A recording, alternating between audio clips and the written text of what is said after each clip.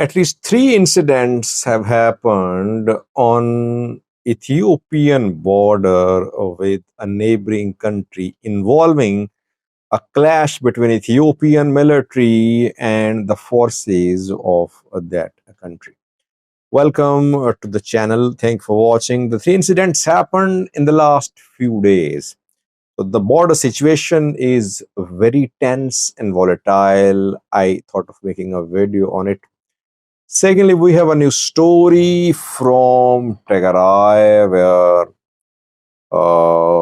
no good news is coming out in terms of humanitarian operations, in terms of delivery of aid to the people, in terms of return of IDPs. War led to destruction in Tegarai, people still suffering.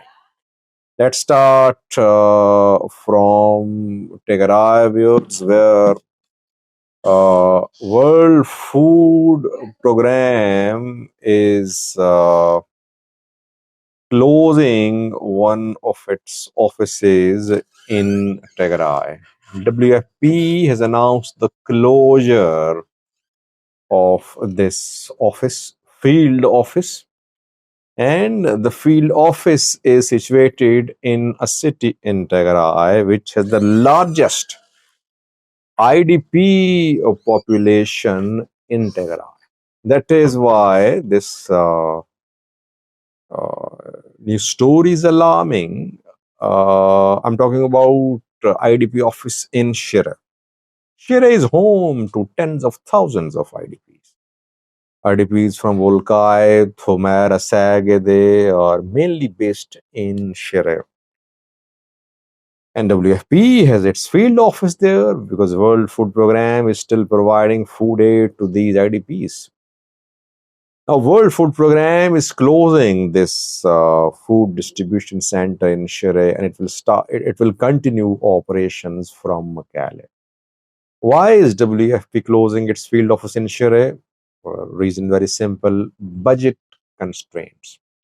WFP has been facing budgetary issues. US has been withdrawing from contributing to WFP activities. USAID has also been curtailing its operations in Ethiopia.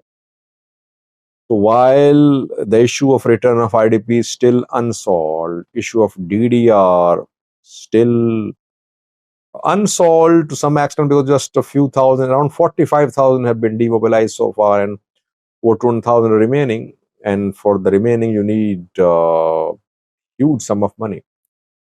So for DDR, for humanitarian operations, you need money, but those who are running these operations, they're facing shortage of funds.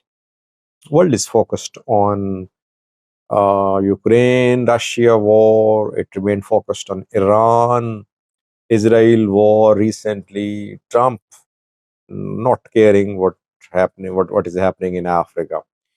He wants to raise as much revenue as he can for Americans.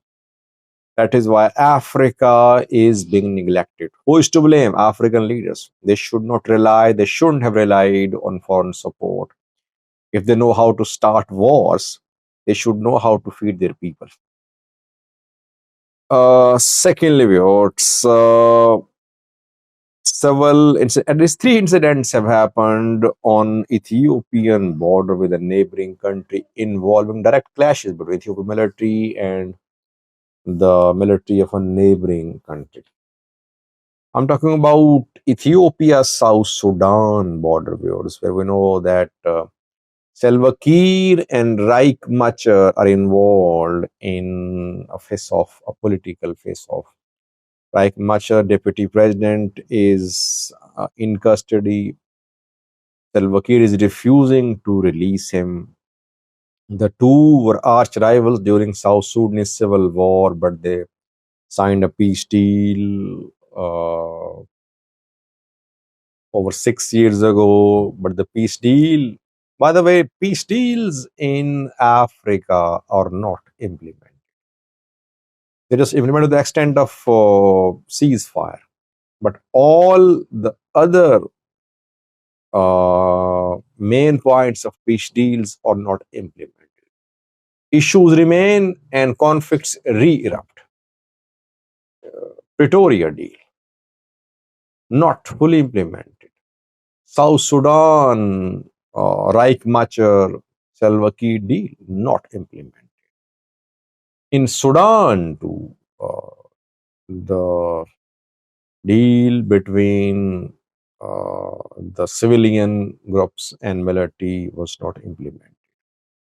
Those in power don't want to share power, actually. Anyway, so in South Sudan, there is tension between Reich Machar backed forces and SSPDF, South Sudan People's Defense Force, which is the South Sudan's military led by Salva Kiir.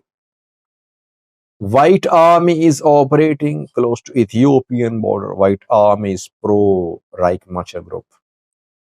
And since White Army is operating very close to Ethiopian border, SSPDF has been deployed in the area. SSPDF has the backing of Ugandan troops too, reportedly. Now, SSPDF and ENDF, they have been involved in exchange of gunfire on more than one occasion in the last few days.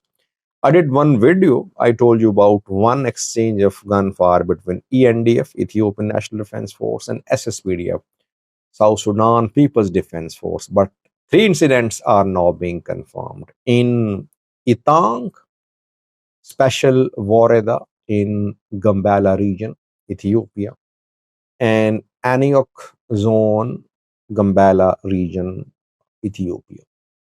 There is a river on the border, Ethiopia-South Sudan border, Gambela-South Sudan border, and a boat carrying some people from Ethiopia came under attack by SSPDF a few days ago. Ethiopian military then fired back. That led to start of gunfire exchange between ENDF and SSPDF. Civilian displacements are being reported, especially from South Sudan people. SSPDF is conducting an operation against White Army, and people are trying to enter Gambela region of Ethiopia. Secondly, some Reich Machar fighters too, when they come under attack, they try to enter Ethiopian territories.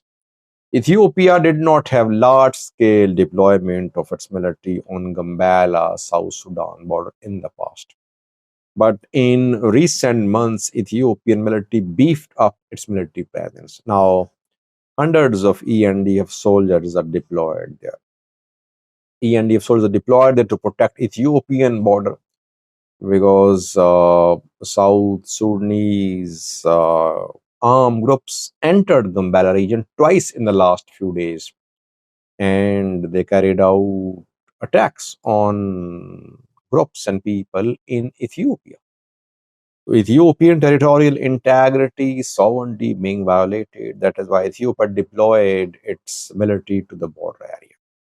But situation still very volatile, and Ethiopia is facing the consequences of another civil war-like situation.